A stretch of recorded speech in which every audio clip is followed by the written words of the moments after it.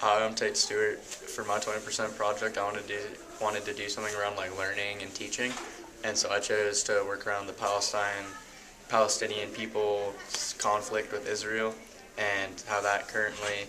is going on over there and how we can teach that in a class next semester. So I am making a course outline and finding products that can be used in Liz's teaching and yeah, finding simulations and stuff that Liz can do for her class next semester that will focus on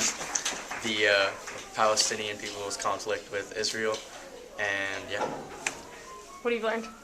I have learned a lot about Palestine, the Palestinian side, and what their conflict is with Israel, and especially since it's been in the news recently, how they deal with, or how they dealt with, how Israel dealt with them and how they dealt with Israel, and how the Hamas, or the Palestinian people, were threatening Israel, and how the Hamas are continually pushing for their own state and a seat in the UN, and how Egypt ties into that conflict.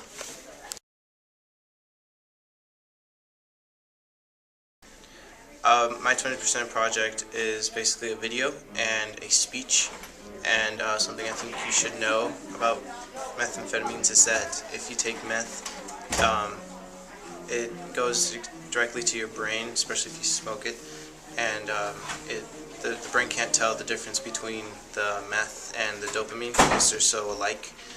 and so your brain will take in the meth with the dopamine, which releases a huge explosion of pleasure or happiness, such as chocolate cake, things like that. And that's why meth is so addicting. And once you get off meth, then your body starts to finds trouble in getting happiness or feeling happy. You're always depressed because the dopamine is so used out, and that's why people are addicted to meth.